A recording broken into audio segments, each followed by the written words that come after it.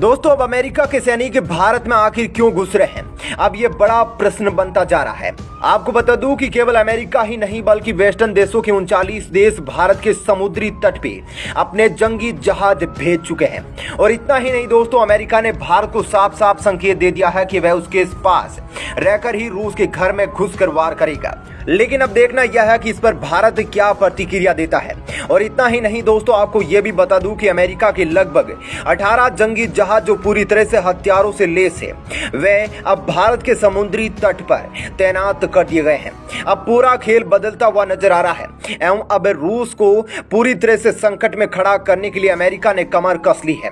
आपको बता दूं कि विशाखापट्टनम में जंगी जहाज पहुंच रहे हैं और अमेरिका ने जिस तरह से जंगी जहाज को भारत के समुद्री तट पर लाया है, उससे यही कहा जा रहा है कि अमेरिका भारत के खिलाफ भी कुछ एक्शन न ले, क्योंकि भारत ने अमेरिका की बात ना मानते हुए रूस को पूरी तरह से समर्थन दिया था।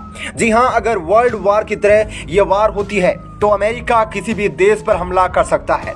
जो देश उसके समर्थन में नहीं उतरा था, तो भारत के लिए यह कोई अच्छी खबर नहीं है। हालांकि भारत के पास वैसे डिफेंसिव सिस्टम है जो कि जंगी जहाज को भारत में आने से पहले उसका पता लगा के और उसे बाहर ही ध्वस्त कर सकता है।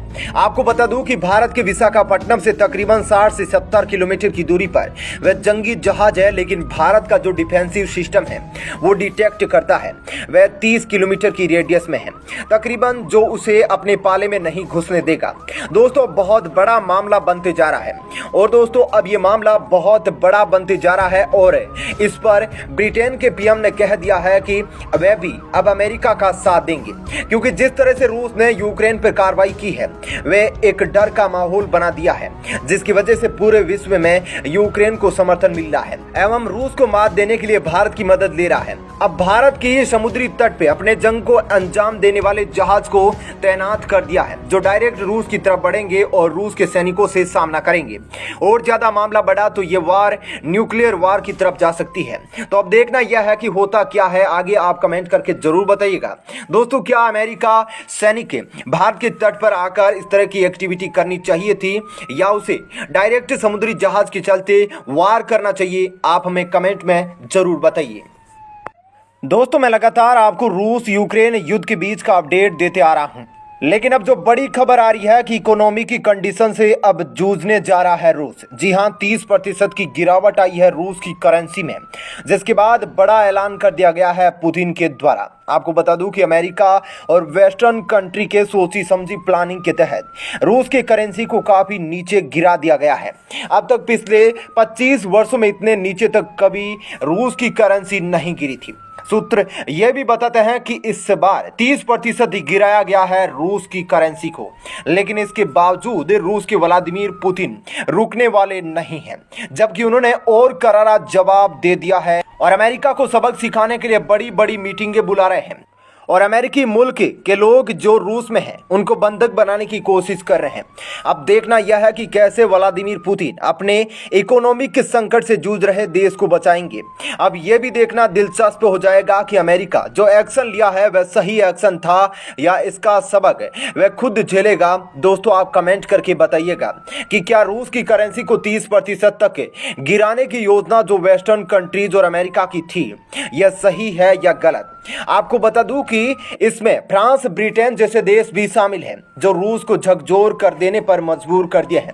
हालांकि रूस के एक मैन आर्मी व्लादिमीर पुतिन ने अब इस पर बड़ा रुख लेते हुए हाई लेवल की मीटिंग बुला ली है और अब ऐसी प्लानिंग की जा रही है जिसे अमेरिका को तबाह किया जा सकता है।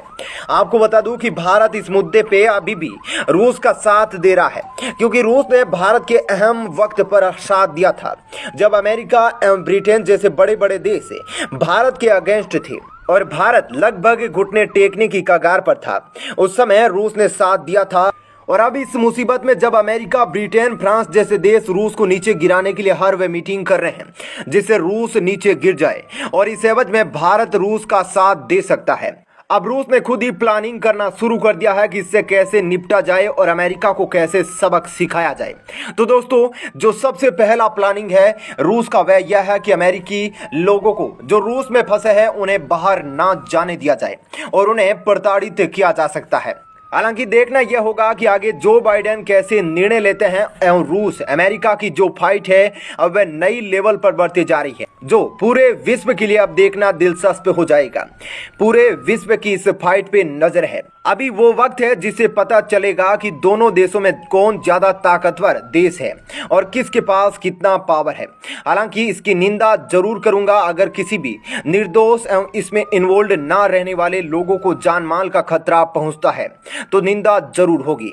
तो दोस्तों आप कमेंट करके जरूर बताएं कि आगे क्या एक्शन लेना चाहिए और अपडेट लेते रहने के लिए आप इस चैनल को सब्सक्राइब जरूर।